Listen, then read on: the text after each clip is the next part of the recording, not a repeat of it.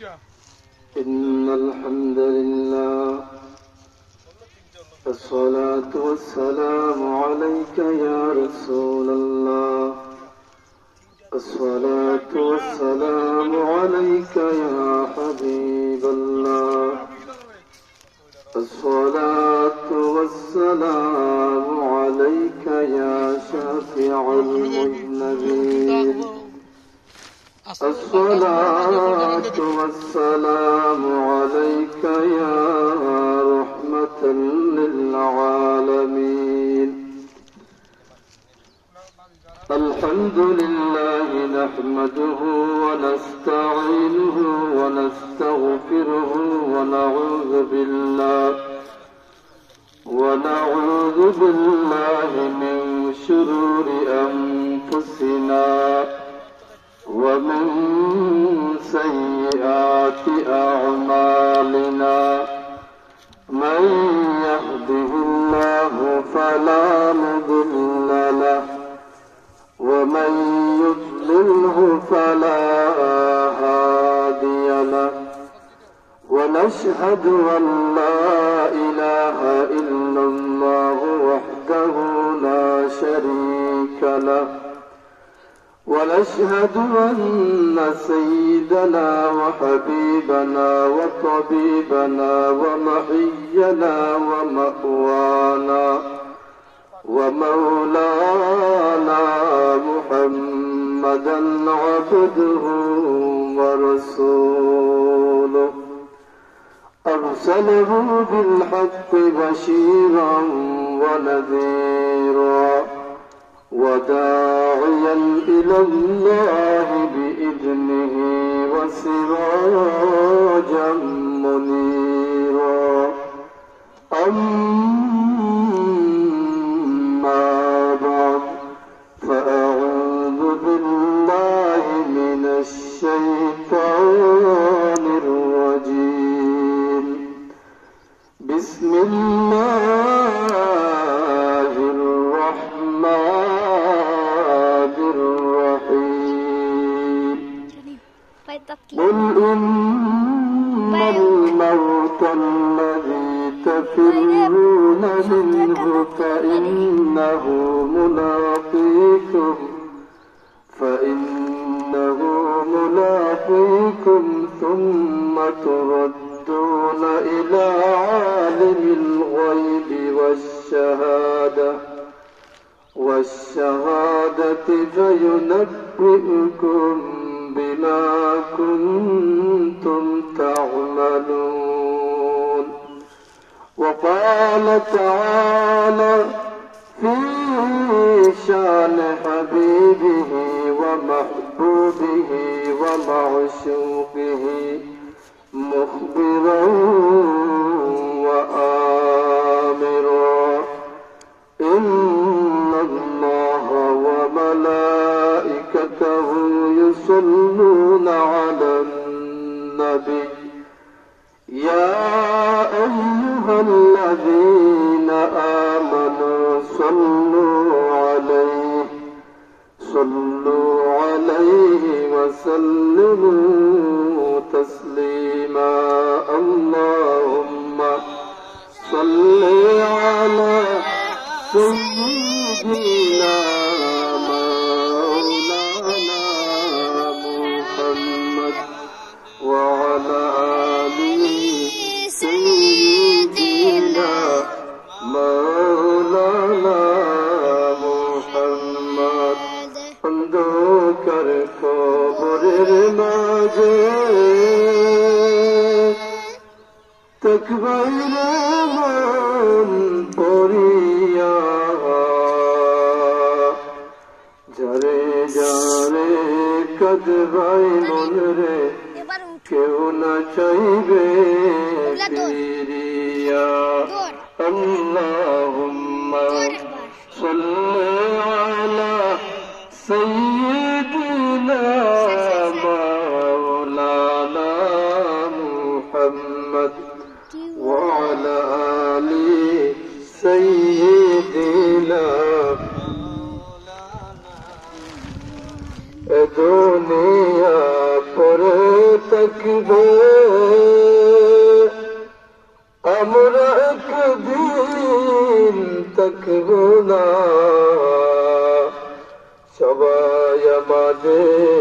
চলে যাবেন নবী গো আপনি বইলেন না আল্লাহুম্মা সাল্লি আলা সাইয়্যিদিনা মাওলানা মুহাম্মদ ওয়া আলা আলি সাইয়্যিদিনা মাওলানা লা ইলাহা ইল্লাল্লাহ লা ইলাহা ইল্লাল্লাহ লা ইলাহা ইল্লাল্লাহ লা ইলাহা ইল্লাল্লাহ লা ইলাহা ইল্লাল্লাহ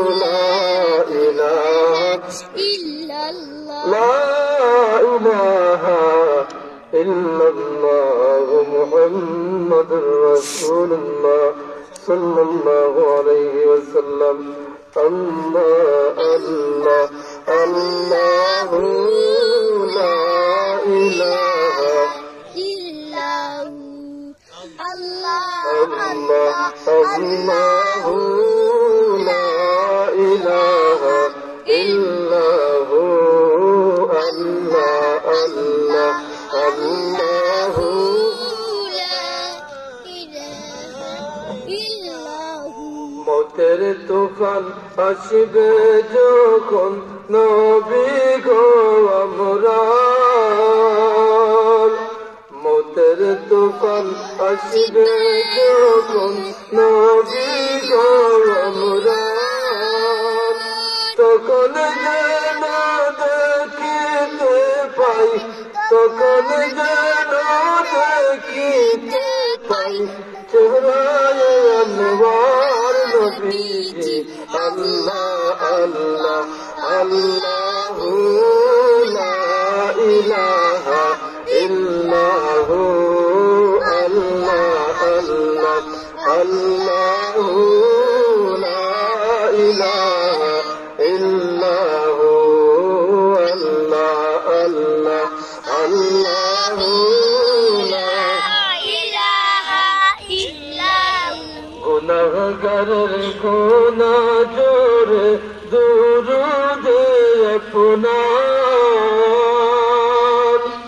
গুনাহগারের গুনাহ জোরে দুরুদে আপনার রোজ হাসরে পার করিবেন রোজ হাসরে পার করিবেন উম্মত গুনাহগার নবীজি আল্লাহ আল্লাহ আল্লাহু লা ইলাহা ইল্লাহু আল্লাহ আল্লাহ আল্লাহু লা ইলাহা ইল্লাহু আল্লাহ আল্লাহ আল্লাহু লা ইলাহা ইল্লাহু লা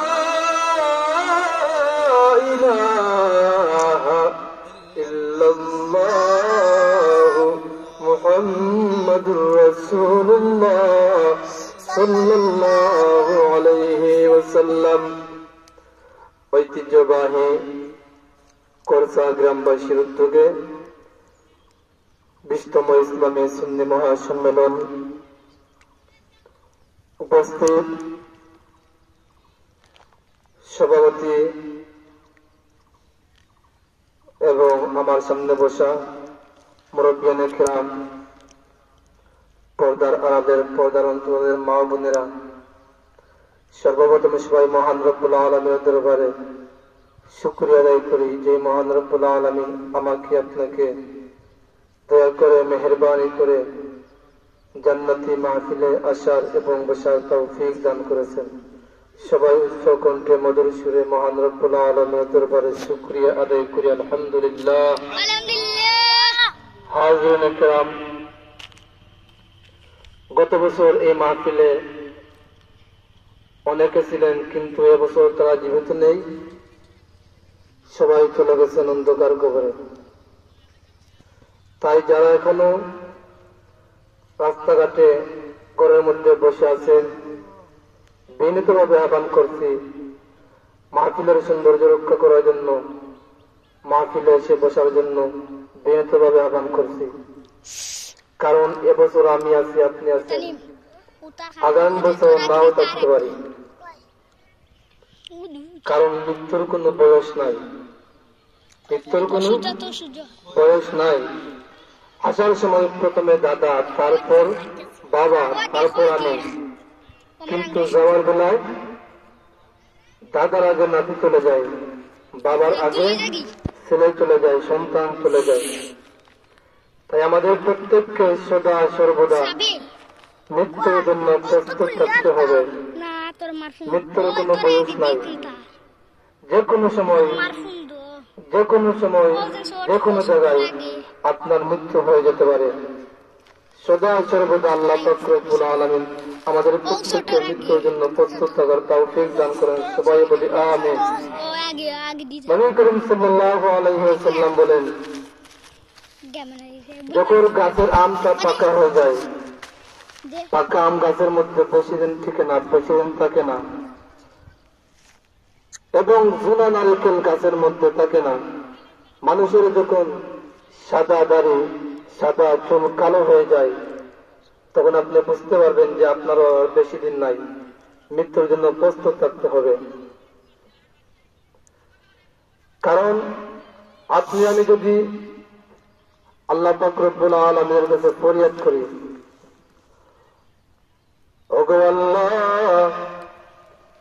দয়া করে মেহেরবানি করে আমাকে আপনি জাহান্নামের আগুন থেকে রক্ষা করো। চোখের পানি ছেড়ে ছেড়ে যদি আপনি মাওলার কাছে ফরিয়াদ করেন, আর আপনার চোখের পানি আমার আল্লাহর কাছে যদি কবুল হয়ে যায়, গ্রহণযোগ্য হয়ে যায়, হয়তো পারে আল্লাহ পাক রব্বুল আলামিনের যদি দয়া হয়ে যায়, মায়া হয়ে যায়, আপনাকে জাহান্নামের আগুন থেকে আল্লাহ পাক রব্বুল আলামিন রক্ষা করতে পারবেন। কিন্তু আমি আপনি যদি প্রতিদিন প্রতি ওয়াক্ত নামাজে মওলার কাছে ফরিয়াদ করি, আল্লাহ আমাকে আপনি মৃত্যু থেকে রক্ষা করো, আমি মরতে চাই না, আমি চিরস্থায়ী দুনিয়াতে থাকতে চাই। প্রতিদিন প্রতিটা মুহূর্তে যদি এইভাবে মাওলার কাছে আপনি ফরিয়াদ করেন, এই দোয়া কখনো আল্লাহ পাক রব্বুল আলামিনের কাছে গ্রহণযোগ্য হবে না। কারণ কুল্লু নাফসিন যায়কাতুল মাউত, প্রত্যেক প্রাণীকে মরতে হবে, মানুষ প্রাণী মাত্র মরণশীল। আল্লাহ পাক রব্বুল আলামিন বলেন, কুল্লু নাফসিন যায়কাতুল মাউত, প্রত্যেক প্রাণী মরণশীল, প্রত্যেক প্রাণীকে মৃত্যুর স্বাদ গ্রহণ করতে হবে। নবী করিম সাল্লাল্লাহু আলাইহি ওয়াসাল্লাম বলেন, উম্মতেরা শুনে রাখো, আকসিরু যিকরা হাযিমিল লাযযাতিল মাউত, তোমরা স্বাদ ধ্বংসকারী মৃত্যুকে তোমরা বেশি বেশি করে স্মরণ করো। কারণ মৃত্যু মানুষের ভিতর থেকে সমস্ত অহংকার, সমস্ত বিদ্বেষ, হিংসা, বিদ্বেষ সব কিছু মৃত্যু ধ্বংস করে দেয়। আপনি আমি দুনিয়ার মধ্যে আজ আছি, কাল থাকবো না। আমাদের মরণটা যেন আল্লাহর জন্য হয়। হাজরিন কিরাম, আমরা কবরের মধ্যে চলে যাব, অন্ধকার কবরের মধ্যে চলে যাব। কবরের মধ্যে যাওয়ার পরে আমাদের সমস্ত আমলের দরজা বন্ধ হয়ে যাবে। মাত্র 3টা আমল ব্যতীত সমস্ত আমলের দরজা বন্ধ হয়ে যাবে।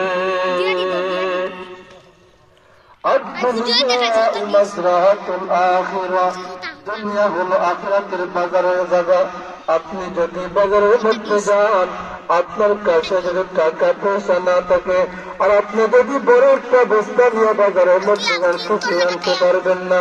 কারণ আপনার কাছে টাকা থাকতে হবে। দুনিয়াটা হলো এমন, আল্লাহ পাক রব্বুল আলামিন এইবার মানুষকে পাঠিয়েছেন আখিরাতের বাজার করার জন্য। দুনিয়া হলো আখিরাতের ক্ষেতের স্থান, বাজারের স্থান। আপনি দুনিয়া থেকে যা খরিদ করে নিয়ে যাবেন, কিয়ামতের ময়দানে আপনি তা উপভোগ করতে পারবেন। এক নাম্বার আমল হলো দান, সদকা, সদকায়ে জারিয়া। অমুক গ্রামের মধ্যে একটা মসজিদ প্রয়োজন, মানুষ মুসল্লিরা আছে, মসজিদের কষ্ট, মসজিদের জন্য তার নামাজ আদায় করতে কষ্ট হয়। আপনি যদি ওই গ্রামের মধ্যে একটা মসজিদ নির্মাণ করে যান, যতদিন পর্যন্ত ওই মসজিদটা গ্রামের মধ্যে থাকবে, ততদিন পর্যন্ত আমার আল্লাহ পাক রব্বুল আলামিন আপনার কবরের মধ্যে সদকায়ে জারিয়া সওয়াব পাঠিয়ে দিবে। 2 নাম্বার হলো আপনার আমল থেকে, আপনার ইলম দ্বারা মানুষ উপকৃত হয়েছে। লা ইয়াকুনুল মারউ আলিমা হাত্তা ইয়াকুনু বিইলমিহি আমিলা। আপনি ততক্ষণ পর্যন্ত আলিম না, যতক্ষণ পর্যন্ত আপনার অর্জিত ইলম দ্বারা আপনি আমল করছেন না, ততক্ষণ পর্যন্ত আপনি আলিম হতে পারেন না।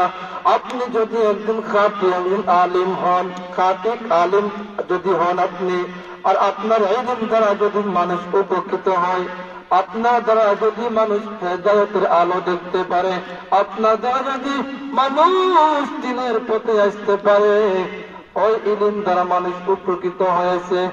ওই যে মানুষটা আপনি ইলম শিক্ষা দিবেন, ওই মানুষটা যতদিন পর্যন্ত দুনিয়াতে থাকবে, মানুষকে শিক্ষা দিবে, ততদিন পর্যন্ত আমার আল্লাহ পাক রব্বুল আলামিন মেহেরবানি করে আপনার কবরের মধ্যে সওয়াব পাঠাইয়া দিবে।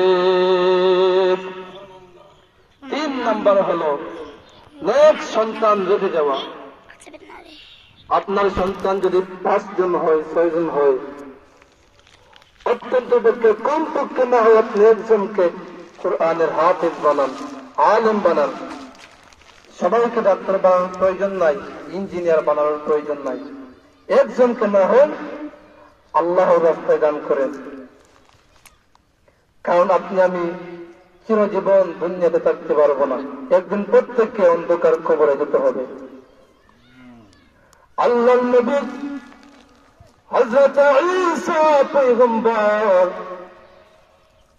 একদিন বাড়ি থেকে পথের দিকে রওনা হলেন, কোথাও না কোথায় যাবেন। কিন্তু পথের দিকে রওনা হলেন, হঠাৎ করে একটি কবরস্থানের সামনে যেদিন যাইতেছেন হেঁটে হেঁটে, দেখলেন একটা কবর থেকে জাহান্নামের দাউ দাউ আগুন জ্বলতে আছে। কবরের ওই লোকটা, ওই মাইয়িত, ওই লাশ ব্যক্তি চিৎকার করে কাঁদতেছে। হযরত ঈসা আলাইহিস সালাতু ওয়াস সালাম তিনি দাঁড়ালেন না, তিনি ওনার পথে চলে গেলেন। কিন্তু আমার নবী যখন কোন কবরের পাশে যাইতেন, মাগফিরাতের জন্য দোয়া করতেন। সবাই বলে আলহামদুলিল্লাহ। হযরত ঈসা পয়গম্বর ফিরার পথে ওই কবরস্থানের সামনে দিয়া যাইতেছেন, কিন্তু আগের বার দেখলেন কবরের মধ্যে জাহান্নামের দাও দাও আগুন জ্বলতেছে। এখন দেখেন ওই কবরের মধ্যে জান্নাতি বিছানা, ওই কবরের মধ্যে জান্নাতি সুখ শান্তি। তিনি অবাক হয়ে গেলেন, আল্লাহ পাক রব্বুল আলামিনের কাছে ফরিয়াদ করলেন, ওগো আল্লাহ, ওই কবরের মধ্যে আমি যাওয়ার পথে দেখলাম জাহান্নামের আগুন ধাউ ধাউ করে জ্বলতে আছে, কিন্তু আসার পথে দেখলাম ওই কবরটা জান্নাতের বাগানে পরিণত হয়ে গেছে। হযরত ঈসা আলাইহিস সালাতু ওয়াস সালাম আল্লাহর কাছে বললেন, ওগো আল্লাহ, আমি কি জানতে পারি এর কারণ কি? যাওয়ার পথে দেখলাম জাহান্নামের আগুন জ্বলতেছে, আসার পথে দেখলাম ওই কবরটা জান্নাতের বাগানে পরিণত হয়ে গেছে। আল্লাহ পাক রব্বুল আলামিন হযরত জিবরাইলকে ডাক দিয়ে বললেন, জিবরাইল, তুমি যাও আমার পয়গম্বর আমার নবী ঈসা রূহুল্লাহর কাছে যাও, ওনাকে জানিয়ে দাও আমি কেন কবর আযাব থেকে ওই ব্যক্তিকে মুক্তি দিয়েছি। হযরত জিবরাইল আলাইহিস সালাতু ওয়াস সালাম নবী ঈসা রূহুল্লাহর কাছে আসলেন। উনি ওনার কারণ জানতে চাইলেন। হযরত জিবরাইল আলাইহিস সালাতু ওয়াস সালাম বললেন, ওগো আল্লাহর নবী হযরত ঈসা রূহুল্লাহ, আপনি জানেননি আল্লাহ পাক রব্বুল আলামিন ওই কবরের মাইয়িতকে কেন মাগফিরাত দান করেছেন? ওই ব্যক্তি যখন দুনিয়ার জমিনে ছিল, ওই ব্যক্তি দুনিয়ার জমিনে থাকাকালীন অবস্থায় ওনার গর্ভধারণী স্ত্রীকে গর্ভধারণী বিবিকে দুনিয়ার জমিনে রেখে গেছেন। তিনি যখন ইন্তেকাল করেছেন, ইন্তেকালের 5 মাস পর ওনার গর্ভধারণী স্ত্রীর কাছ থেকে একটা সন্তান জন্ম হলো। ওই সন্তানটা যখন আস্তে আস্তে বড় হতে লাগলো, যখন ওই সন্তানটা মক্তবের উপযুক্ত হলো, মক্তবে যাওয়ার উপযুক্ত হলো, মাদ্রাসাতে যাওয়ার উপযুক্ত হলো, যখন দ্বীনি বিদ্যাপীঠে যাওয়ার উপযুক্ত হলো, তখন ওই সন্তানের মা ওই সন্তানকে বুকের মধ্যে কুরআন জড়াইয়া দিয়া বললেন, বাবা রে যাও যাও মক্তবের মধ্যে যাও, তোমার তো বাবা নাই, তুমি এতিম, তুমি মক্তবের মধ্যে যাও, তোমার বাবার জন্য দোয়া কইরো।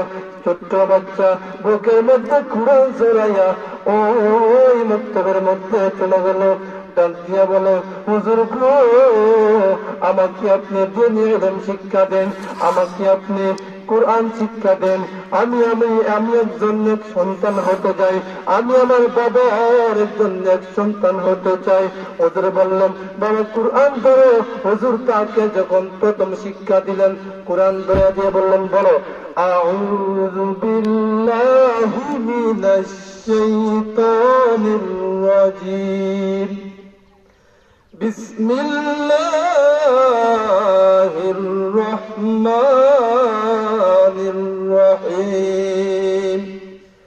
যখন ওই ছোট্ট বাচ্চা বিসমিল্লাহির রহমানির রহিম বলল, আমার আল্লাহ বললেন, জিবরাইল রে যাও যাও, ওই ছোট্ট বাচ্চা অবুঝ শিশু, এখনো বালিগ হয় না, ওই ব্যক্তি ওই ছোট্ট বাচ্চাটা কুরআন শরীফ বুকের মধ্যে জড়াইয়া আমি আল্লাহকে বিসমিল্লাহির রহমানির রহিম বলে ডাকলো।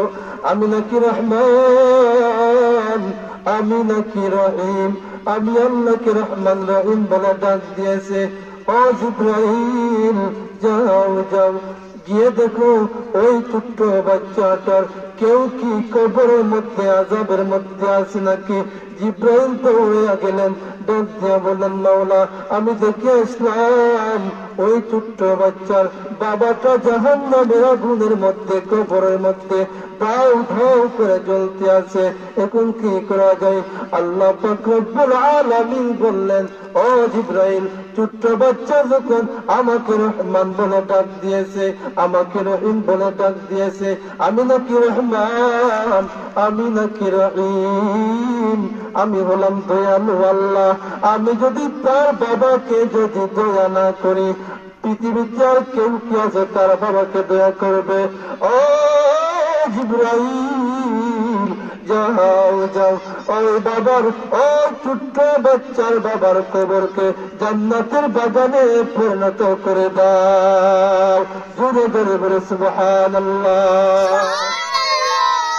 আল্লাহ পাক রব্বুল আলামিন আমাদের প্রত্যেককে যেন নেক সন্তান রেখে যাওয়ার তৌফিক দান করেন। আপনি যখন ইন্তেকাল করবেন, আপনি তো চিরদিন থাকবেন না, একদিন না একদিন দুনিয়া জমিন ছেড়ে অন্ধকার কবরে চলে যাবেন। তখন কি করবেন? যদি আপনার একটা সন্তান থাকে, হয়তো আপনার কবরের পাশে দাঁড়াইয়া না পারলেও সূরা ইখলাস 3 বার পরে আপনার জন্য মাগফিরাতের দোয়া করবে। আর যদি বলেন না আমার সব সন্তানকে ইঞ্জিনিয়ার মাস্টার এভাবে বানাবো, তাহলে বানিয়ে দেন, সমস্যা নাই, আপনি দুনিয়াতে লাভবান হবেন, কিন্তু আখিরাতে শূন্যস্থান।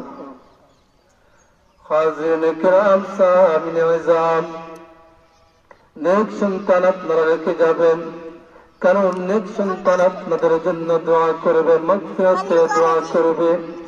আল্লাহ আমার বাবাকে আপনি মাফ করে দাও, আমার মাকে মাফ করে দাও। সন্তান বাবার জন্য যদি দোয়া করে ওই দোয়া ফেরেশতা ছাড়া, ফেরেশতাদের মাধ্যম ছাড়া আল্লাহ পাক রব্বুল আলামিন কবুল করবে। ইকান কই বিশুস নবী করিম সাল্লাল্লাহু আলাইহি ওয়াসাল্লাম বললেন, আল্লাহর নবীর সাহাবী হযরত উসমান রাদিয়াল্লাহু তাআলা উনি যখন কোন কবরের পাশে দিয়ে যাইতেন, কোন কবরস্থান চোখে পড়তো, হযরত উসমান রাদিয়াল্লাহু তাআলা চোখের পানি ছেড়ে ছেড়ে বিলাপ করে কাঁদতেন। নবীজি অন্যান্য সাহাবীরা হযরত উসমান রাদিয়াল্লাহু তাআলাকে জিজ্ঞাসা করল, ও উসমান, আপনি বড় ভাগ্যবান মানুষ, আপনি জান্নাতের সার্টিফিকেট, দুনিয়াতে টাকা অবস্থায় আপনি জান্নাতের সার্টিফিকেট পেয়েছেন, আপনার কিসের ভয়? আপনি তো জান্নাতে যাবেন, আল্লাহ পাক রব্বুল আলামিন আপনাকে জান্নাতের সার্টিফিকেট দিয়েছেন, আপনি বড় ভাগ্যবান মানুষ, আপনি নবীর একজন কন্যাকে বিয়ে করেছেন। ওসমান, আপনার কিসের বাপ, কিসের বল? আপনি কেন কবরস্থানের সামনে দিয়ে যখন যান চোখের পানি ছেড়ে ছেড়ে কেন কাঁদেন? হযরত উসমান গনি রাদিয়াল্লাহু তাআলা আনহু বলেন, ওরে নবীর সাহাবীরা, তোমরা জানোনি আল্লাহর রাসূল সাল্লাল্লাহু আলাইহি ওয়াসাল্লাম বলেছেন, আখিরাতের প্রথম ঘাটের নাম, প্রথম মঞ্জিলের নাম হলো কবর। কোন ব্যক্তি যদি প্রথম ঘাট কবরের ঘাটটা যদি সহিহ সালামতে মানসম্মত ভাবে যদি প্রথম ঘাটটা নিরাপদে পার হয়ে যেতে পারে, বাকি সমস্ত ঘাট আল্লাহ পাক রব্বুল আলামিন ওই ব্যক্তির জন্য সহজ করে দিবেন। আর যদি কোন ব্যক্তি প্রথম ঘাট কবরের মধ্যে যদি লাঞ্ছিত বঞ্চিত হয়, অপমান হয়, আযাবের মধ্যে তাকে দুঃখ পায়, কষ্ট পায়, ওই ব্যক্তির সমস্ত ঘাটকে আল্লাহ পাক রব্বুল আলামিন লাঞ্ছিত বঞ্চিত করে পাঠাইবে। হাজিরিন কিরাম, সামিন আযম, আল্লাহর নবী সাল্লাল্লাহু আলাইহি ওয়াসাল্লাম সাহাবায়ে কেরামকে বললেন, সাহাবীরা শুনো। সাহাবীদেরকে নবী করিম সাল্লাল্লাহু আলাইহি ওয়াসাল্লাম বললেন, কোন এক ব্যক্তিকে একটি বাঘ দৌড়াচ্ছে, কি বিশাল আকৃতির একটা বাঘ এক ব্যক্তিকে দৌড়াচ্ছে। দৌড়াতে দৌড়াতে ওই লোকটা গিয়ে একটি গাছের মধ্যে উঠলো। গাছের মধ্যে ওঠার পর দুইটা ডালের মধ্যে দুইটা পা দিয়া গাছের মধ্যে পিঠ লাগাইয়া হেলান দিয়া বসে আছে। ওই ব্যক্তি নিচের দিকে তাকায়, তাকায় দেখে বিশাল আকৃতির গাছ, মুখটা বাহিরে তৈরা, জিহ্বা বাহিরে তৈরা। ওই ব্যক্তির জন্য অপেক্ষা করতেছে আর মনে মনে ভাবতেছে, আপনি তো আজীবন গাছের মধ্যে থাকতে পারবেন না, অবশ্যই আপনাকে গাছ থেকে নামতে হবে। যেদিন আপনি গাছ থেকে নামবেন আপনাকে আমি খেয়ে ফেলবো, মেরে ফেলব। ওই লোকটা, যে ব্যক্তি গাছের মধ্যে পিঠ লাগাইয়া হেলান দিয়া বসে আছে, ওই লোকটা ডান পাশের দিকে তাকায়, ডালের দিকে তাকায়, দেখে ছোট্ট একটা সাদা একটা ইঁদুর ওই ডালটা কেটে দিয়েছে। শেষ হওয়ার পর্যায়ে সামান্য ডাল বাকি আছে। বাম পাশের দিকে তাকায়, দেখে আরেকটা কালো ইঁদুর বাম পায়ের নিচে যে ডাল সেটাও কেটে দিয়েছে। ওই লোকটা এখন বলে, আর তো বেশি সময় গাছের মধ্যে আমি টিকতে পারবো না, সাদা ইঁদুর ডান পায়ের নিচে যে ডালটা খেয়ে ফেলছে, বাম পায়ের নিচে যে ডালটা সেটাও কালো ইঁদুর খেয়ে ফেলছে, এবং কি করবো, কোথায় ভর দিয়ে বসবো? হঠাৎ করে ব্যক্তি উপরের দিকে তাকায়, তাকানোর পর দেখে বিশাল আকৃতির একটা সাপ, মুখটা বড় কইরা, জিহ্বা বাহির কইরা ওই ব্যক্তির দিকে তাকায় আছে। মনের মধ্যে ভয় লাগছে না?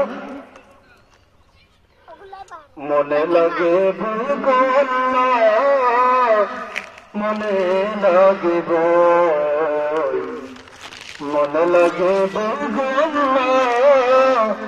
মনে লাগে বই।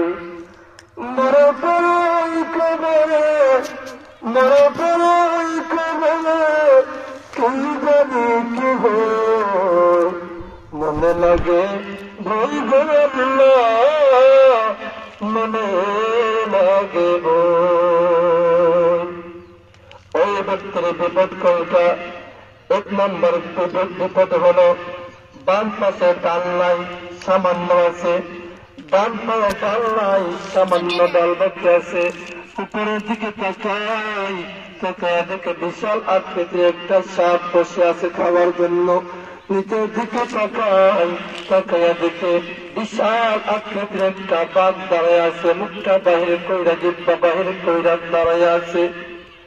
হঠাৎ করে ওই ব্যক্তি ডান হাতের দিকে একটু তাকাইল, তাকানোর পরে দেখলো পাকা এক ঝুটা আঙ্গুর, একেবারে পাকা আঙ্গুর, এক ঝুটা জান্নাতি আঙ্গুরের মতো পাকা আঙ্গুর, খাবার মতো আঙ্গুর।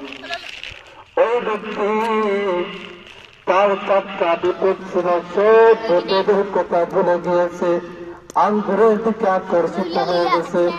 আঙ্গুর ফলটা মদের সাথে খাইতে আছে, খাইতে আছে। যখন আঙ্গুর খাওয়া শেষ হয়ে গেল, আঙ্গুর খাওয়ার জন্য তার সমস্ত বিপদ ভুলে গেল।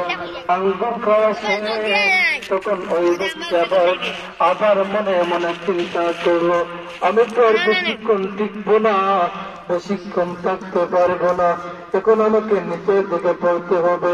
আমার ডান পায়ের নিচে যে ডালটা আছে ডালটাও নাই, বাম পায়ের নিচে ডালটা আছে সেটাও নাই। একটা সাদা ইঁদুর আর একটা কালো ইঁদুর কেটে দিয়েছে। যদি আমি নিচে নামি তাহলে কি হবে? বিশাল আকৃতির বাঘটা আমাকে খেয়ে ফেলবে। আমি যদি উপরের দিকে তাকাই, বিশাল আকৃতির একটা সাপ আমাকে মেরে ফেলবে। চারটা চিন্তা, চারটা বিপদ মাথার মধ্যে। এখন কি করা যায়? আল্লাহ নবী সাহাবীদেরকে বললেন, ও সাহাবীরা রে, ও সাহাবীরা, জানো নি এটার চিত্র কি? এইটার চিত্র কি জানো নি? সাহাবীরা বললেন, ইয়া রাসূলুল্লাহ, ইয়া হাবিবাল্লাহ, এইটার মানে কি আমরা জানি না। আল্লাহ আল্লাহর রাসূল ভালো জানে। আল্লাহ নবী বললেন, ও সাহাবীরা শুনে রাখো, ওই ব্যক্তির চারটা বিপদ। এক নম্বর বিপদ হলো নিচের মধ্যে একটা বাঘ দাঁড়ায় আছে। ওটার মধ্যে বিপদ হলো মাথার উপরে একটা সাপ আছে। ডান পাশের দিকে একটা কালো ইঁদুর, ডান নাই, বাম পাশেরও ডান নাই, নিচের দিকে পড়তে হবে। নবীজি বললেন, ও সাহাবীরা, ওই ব্যক্তির ডান পাশে যে ডালটা একটা সাদা ইঁদুর কেটে দিয়েছে, এই সাদা ইঁদুর দ্বারা আল্লাহ নবী মানুষের বয়স থেকে, মানুষের হায়াতের জিন্দেগি থেকে এক একটা দিন বুঝিয়ে দিয়েছে। সাহাবীরা তোমরা শুনে রাখো, সাদা ইঁদুর মানে এক একটা দিন তোমাদের জিন্দেগি থেকে, হায়াতের জিন্দেগি থেকে চলে যাচ্ছে। কালো ইঁদুর ওই ডালটা কেটে দিয়েছে। ওই কালো ইঁদুর দ্বারা নবী করিম সাল্লাল্লাহু আলাইহি ওয়াসাল্লাম বলেছেন, তোমাদের হায়াতের জিন্দেগি থেকে এক একটা রাত চলে যাচ্ছে। যখন তোমাদের দিনও চলে যাবে, রাতও চলে যাবে, তখন কি হবে? ডাল নাই, নিচের দিকে পড়তে হবে। নবী করিম সাল্লাল্লাহু আলাইহি ওয়াসাল্লাম সাহাবাদেরকে আবারও বললেন, ও সাহাবীরা, নিচে একটা বাঘ বসে আছে। ওই বাঘ দ্বারা মৃত্যু বোঝাইছে তোমরা জানো নি? ওই বাঘ হচ্ছে প্রত্যেক মানুষের কবর। কোন মানুষ যদি মায়ের কুল থেকে জন্ম হয়, মায়ের কুল থেকে জন্ম হওয়ার পর থেকে তার কবরের মাটি তাকে প্রত্যেক দিন দৈনিক প্রতিদিন 20 বার করে ডাকে আর বলে, ওরে আল্লাহর গোলাম, তুমি আমার উপরের মধ্যে এত অহংকার নিয়ে হাঁটতেছ, এত হিংসা তোমার ভেতরে, তোমার ভিতরে এত হিংসা, এত বিদ্বেষ, এত বরত্ব, তুমি কি নিয়ে তুমি হাঁটতেছ? তুমি কি জানো নি তোমার যখন হায়াতের জিন্দেগি শেষ হয়ে যাবে, তোমাকে আমার পেটের মধ্যে আবার আসতে হবে। এইভাবে প্রত্যেক দিন 20 বার করে কবরের মাটি আপনাকে আমাকে ডাকে। আমরা বুঝি না, আমরা শুনি না, আমরা জানি না। কেন জানবো? কারণ দুনিয়ার লোভে আমাদের কি করেছে, অন্ধ করে ফেলেছে। আমরা দুনিয়ার মধ্যে আকৃষ্ট হয়ে গেছি, আকর্ষিত হয়ে গেছি। আল্লাহ নবী যখন বুরাকের মধ্যে উঠলেন, বুরাকের মধ্যে ওঠার পরে সুন্দরী একজন মহিলা দেখলেন, অত্যন্ত সুন্দরী মহিলা।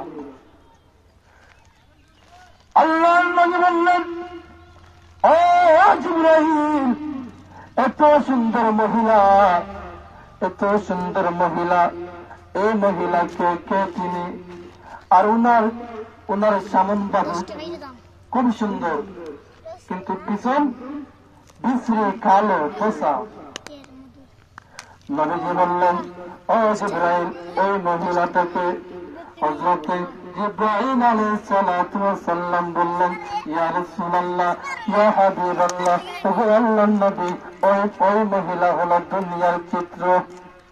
যখন মানুষ দুনিয়াতে যাবে, দুনিয়ার জন্য পাগল হয়ে যাবে, কিন্তু দুনিয়ার সামনটা দেখতে ভালো, ওই মহিলার মতো পিছন বাজু কালো, বিশ্রী। আপনি যদি দুনিয়ার প্রেমে পড়ে যান, আপনি মাওলাকে পাবেন না, নবীজি শাফাআত পাবেন না। নবীজি বলেছেন, মান যাইয়া সুন্নতি হুররিমাত আলাইহি শাফাআতি। আপনি যদি নবীর সুন্নাতকে মহব্বত করেন, আপনি যদি নবীর সুন্নাতকে ভালোবাসেন না, মহব্বত করেন না, নবীজি বলেছেন হুররিমাত আলাইহি শাফাআতি, ওই উম্মতের জন্য আমার শাফাআত সুপারিশ হারাম হয়ে যাবে। হাজিরিন কিরাম, আমাকে আপনাকে প্রতিদিন ডাকেনি, আমাদেরকে না শুধু আলমদেরকে, এলাকার চেয়ারম্যান, মেম্বার, এমপি, মন্ত্রী, ওরা নাম ধরে ডাকে নাই? সবার নাম ধরে ডাকে। ডাক দিয়ে বলে, ওগো আল্লাহর বান্দা, তুমি এত অহংকার নিয়ে হারতে আছো, তুমি যদি দুনিয়ার সারা পৃথিবীর বাচ্চা হও, তুমি যদি সারা পৃথিবী রাজত্ব করো, তোমাকে একদিন আমার পেটে আসতে হবে। তুমি এমপি নাকি মন্ত্রী নাকি চেয়ারম্যান নাকি মেম্বার, আমি তা দেখবো না।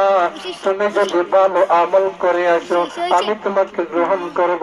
আর যদি ভালো আমল করে না আসো, আমার পেটের মধ্যে আসার পরে আমি তোমাকে এমন ভাবে একটা চাপ দেব, ওই পারের আড্ডি ও পারে চলে যাবে, এইভাবে একদিকের আড্ডি অন্যদিকে আপনার হাড্ডি চলে যাবে।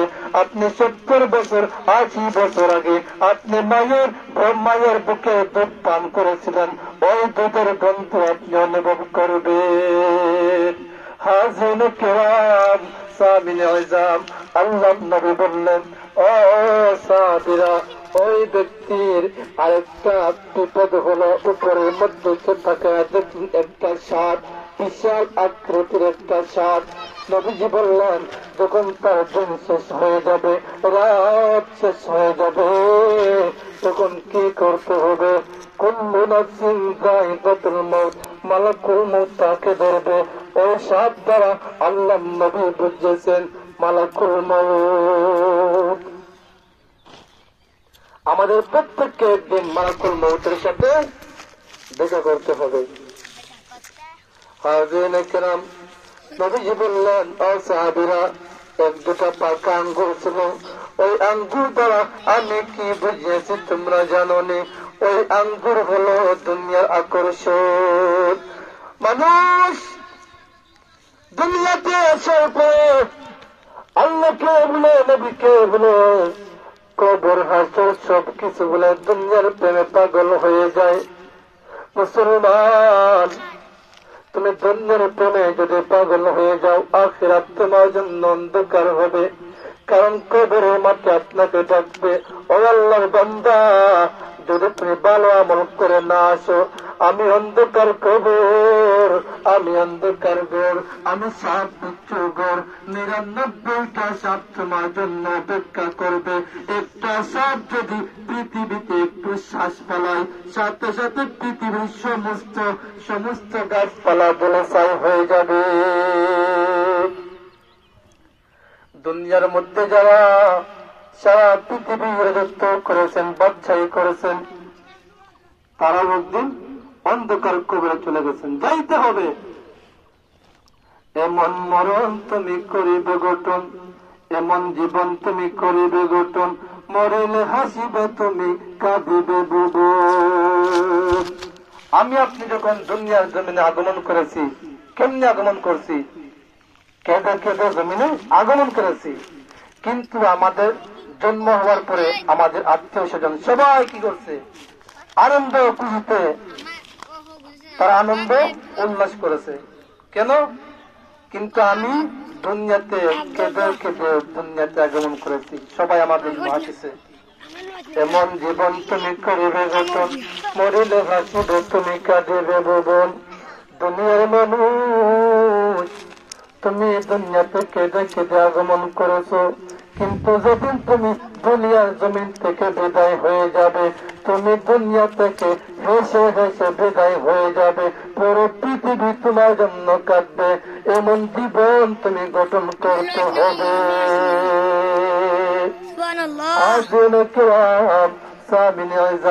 আপনি আমি যখন দুনিয়াতে এসেছি, কি নিয়ে আসছি?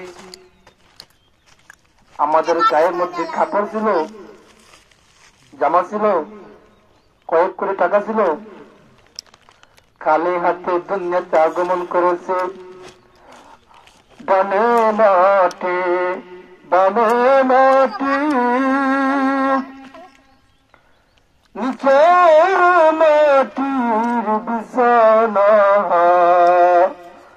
পরেতে চেয়ে দেখো কাসাবাসের খালখানা।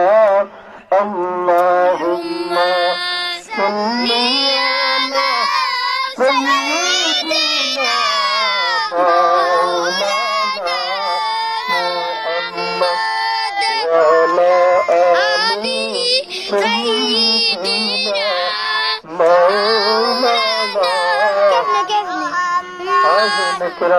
আপনি আমি দুনিয়াতে যেদিন আগমন করেছে, খালি হাতে আগমন করেছে। আমাদের কাছে লক্ষ কোটি টাকা ছিল না, এমনকি গায়ের মধ্যে একটা জামাও ছিল না। কিন্তু যেদিন দুনিয়ার জমিন থেকে আমরা বিদায় হয়ে যাব, আমরা কি কিছু নিয়ে যাব? মুসলমান, আল্লাহর গোলাম, একটু চিন্তা করো। দুনিয়াতে আসছি খালি হাতে, যাব খালি হাতে। পুরো পৃথিবী রাজত্ব করেছেন 4 জন বাচ্চা, এর মধ্যে অন্যতম একজন হলেন হযরত বাচ্চা যুলকারনাইন, শাহ সিকান্দার বাচ্চা, যার নাম কুরআনুল কারীমের মধ্যে যুলকারনাইন উল্লেখ করা হয়েছে। বাচ্চা যুলকারনাইন পৃথিবীর উত্তর থেকে দক্ষিণ, পূর্ব থেকে পশ্চিম সমস্ত পৃথিবী একা রাজত্ব করেছেন বাচ্চা যুলকারনাইন। বাচ্চা যুলকারনাইন যেদিন ইন্তেকাল করবেন, ইন্তেকালের কিছুদিন পূর্বে আত্মীয় স্বজন, ভাই বন্ধু বান্ধব সবাইকে ডেকে আনলেন, ডাক দিয়া বললেন, ও আমার ভাই বাবাজিরা, ও আমার বন্ধুরা, শুনে রাখো, আমি বাচ্চা যুলকারনাইন বেশি দিন দুনিয়াতে থাকতে পারবো না। আমি চলে যাব সাপ বিচ্ছু ঘরে, আমি চলে যাব অন্ধকার কবরে, আমি চলে যাব 3.5 হাত মাটির ঘরে। আমি বাচ্চা যুলকারনাইন যেদিন ইন্তেকাল করব, তোমরা আমাকে কাফনের কাফন পরাইয়া, যখন আমাকে গোসল করাইয়া কাফনের কাফন পরাইবা, আমার 2টা হাত কাফনের বাহিরে রাখবা।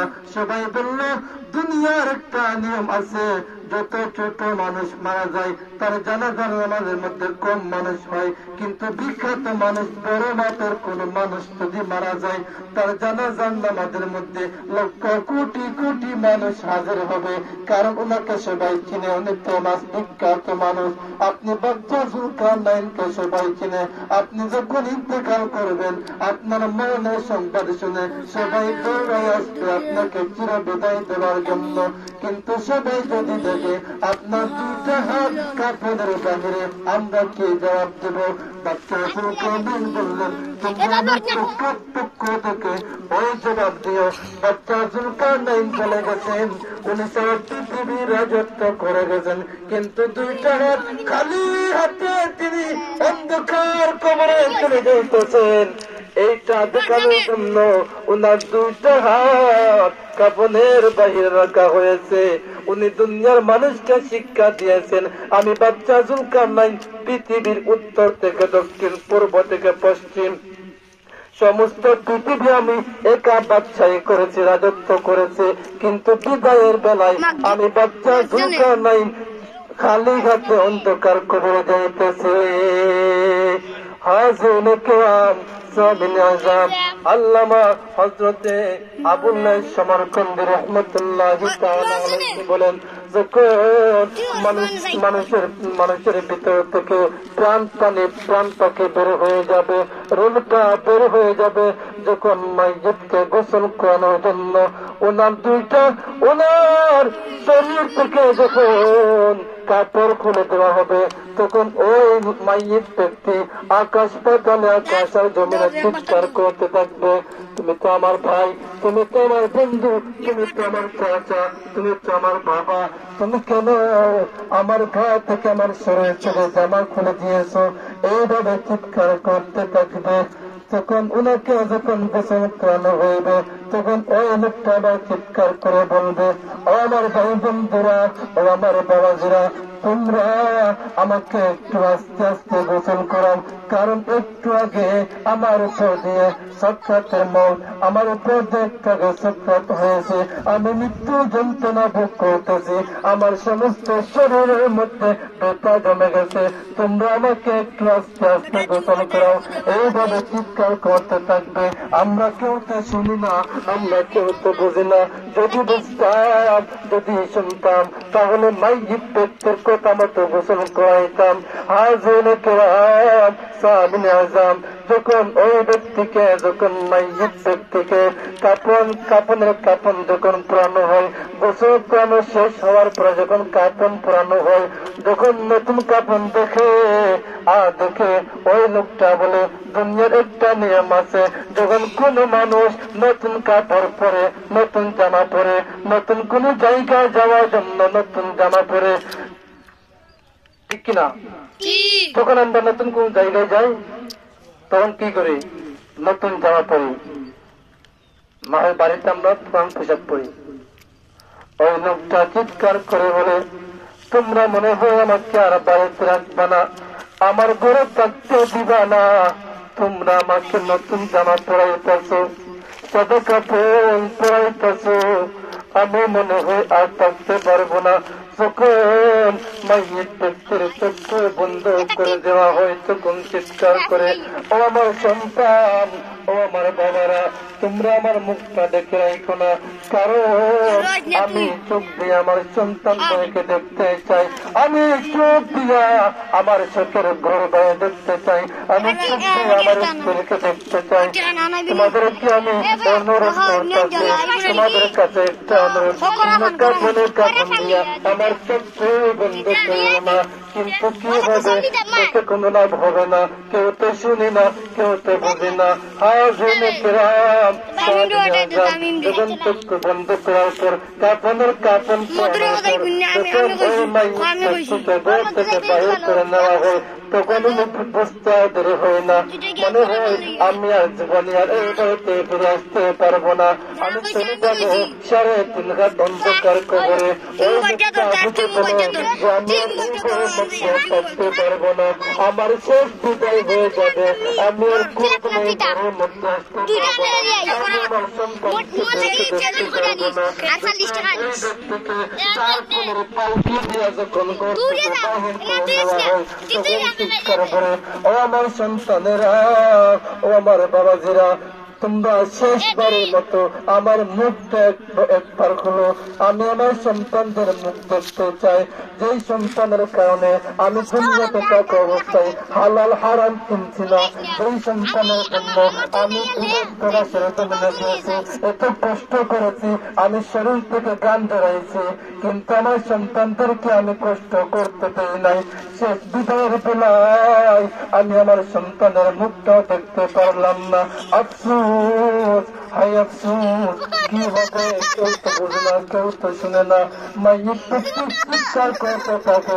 আবুল্লাহ সমরকন্দ রহমতুল্লাহ তাআলা আলাইহি বলেন, যখন মাইয়িত চিৎকার করে আকাশ জমিনের মধ্যে চিৎকার আওয়াজ শোনা যায়, কিন্তু মানুষ যাতে শুনতে পারে না।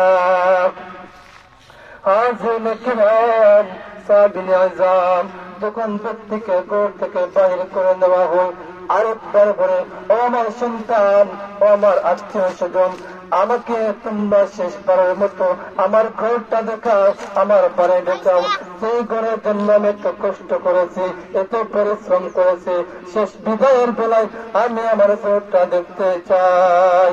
কিন্তু কেউ তো বুঝে না, কেউ তো শুনে না। সবাই কি হয়, মনে মনে ভাবে আর নিয়ে যায়। আল্লাহ পাক রব্বুল আলামিন আমাদের প্রত্যেককে যেন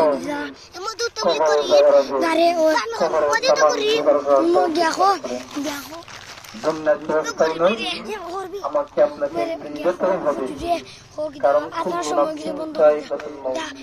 আমি মাত্র যা কিছু বললাম আল্লাহ পাক রব্বুল আলামিন এবং আপনাদেরকে